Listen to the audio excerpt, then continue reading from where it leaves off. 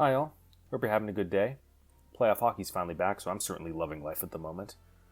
But I wanted to make a commentary about some of the newer stuff going on in World of Warships, as well as taking a look at the Odin Dockyard event now that it's wrapping up.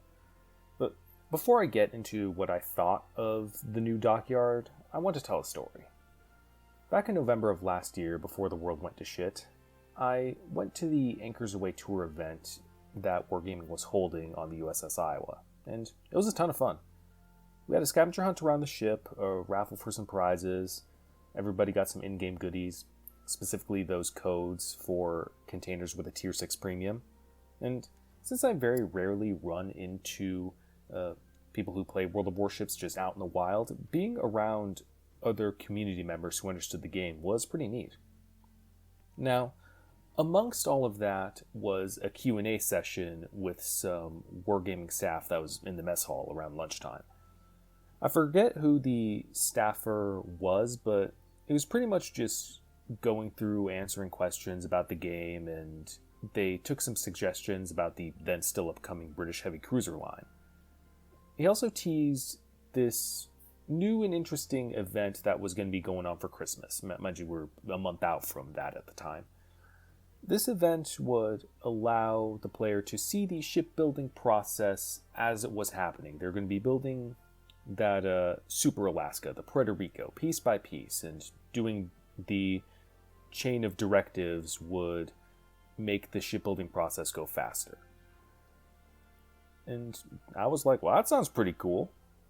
Though he warns that it would be, quote, a grind. Well, he sure as shit wasn't lying. But keep in mind, our frame of reference for a grindy event at the time was the previous year's Christmas missions. Though, in my opinion, the worst part about that particular in-game event was just having to play the Prinz Idol Friedrich.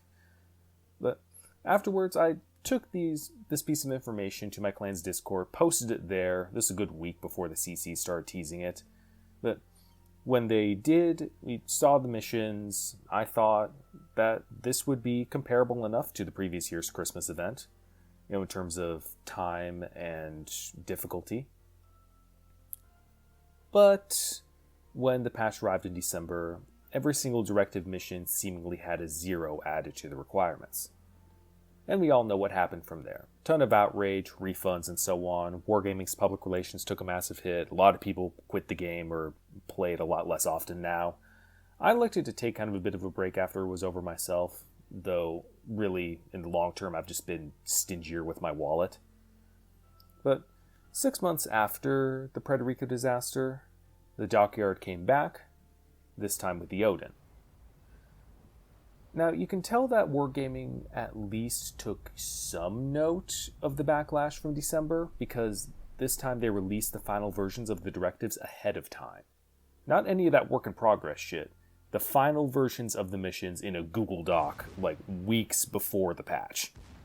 And these missions were not only humanly possible, but actually offered greater synergy between them. I still might have liked to see a bit more, but, hey, baby steps. Wargaming also changed the progression system. Shipbuilding phases were now incorporated into directive missions. And the more you got, the cheaper the gold price for the Odin would become. The only thing that really rubbed me the wrong way was that you could only get 18 of the 20 phases for free, leaving you to fork over 3,500 gold for the ship. And you get 10k coal too, but yeah. Though I'm at least happy that Wargaming came out and straight up announced that this would be the case ahead of time rather than leaving the players to just find out after the patch. But I still wasn't necessarily thrilled with the prospect. But if you look at it in terms of money, it adds up to about $14 worth of gold for a Tier 8 premium, which is 70% off, plus you get the coal. So it's not necessarily a bad deal, and I had, doubloons sitting around doing nothing, so hey, what's the big deal, right? But I still would have liked to have seen all 20 phases at least obtainable for free, maybe have the last 2 in a mission that only unlocked after you got the first 18. Maybe that could be a practical alternative. But even so, I guess the first 18 missions were enough of a grind for most people, even considering that you could co-op scum your way through a lot of the missions, which is what I did.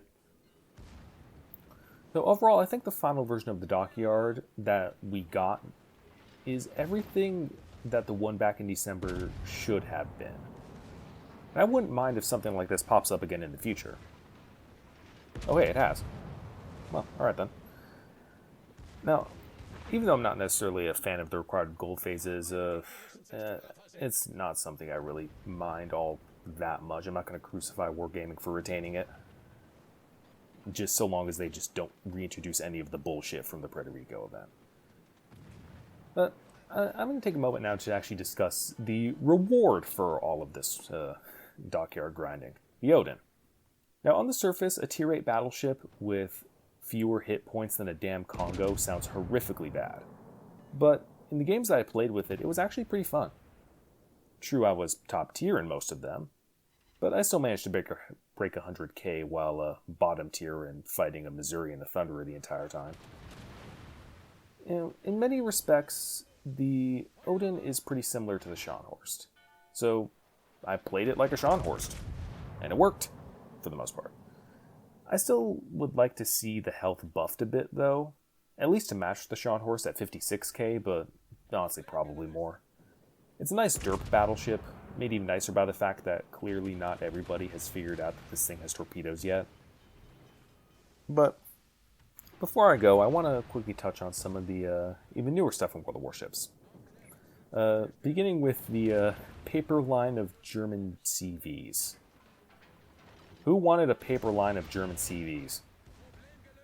Oh, it's stupid for me to complain about getting content, but does the game really need more aircraft carriers? Why can't we just have a quality of life patch where you can just all just take a breather and fix what's still clearly broken? I don't know. But more importantly, I guess, the weeb shit's back. And unlike the Dockyard, Wargaming clearly didn't consider the community's misgivings about the last Azur Lane collab from last year. All of the commanders are still locked in those expensive RNG loot boxes, and they've actually done one worse by making the Littorio an exact copy-paste of the Roma, even down to the nameplate. Like, some of the other AL ships at least had some variety, like the Sovetskaya is a slightly different Sovietsky Soyuz, but nope, that one's just a copy-paste. Why? I don't know, they're just lazy. Now, all of this is a shame because I would have quite liked to get the Jean Bart commander, because reasons. But I wasn't about to start gambling with containers in the premium shop that are $10 a pop. But then salvation arrived from an unexpected source. Twitch Prime's exclusive rewards. And the latest one for Warships was an Azur Lane premium container. Unlocked in-game with just a short base XP mission after I claimed the offer. So, I got one shot, and I got lucky. So, in short, I got my waifu commander that I wanted, not because I gave money to Wargaming, but because I gave money to Jeff Bezos. And I'm not sure how I feel about that. Anyway, that's it for me. I've got a Fantasia in the works. Really, it's just pending a good Asashio game and maybe some other nonsense. But that's it for now. Hope you all enjoyed the video. Go Avalanche, and I'll talk to you all later.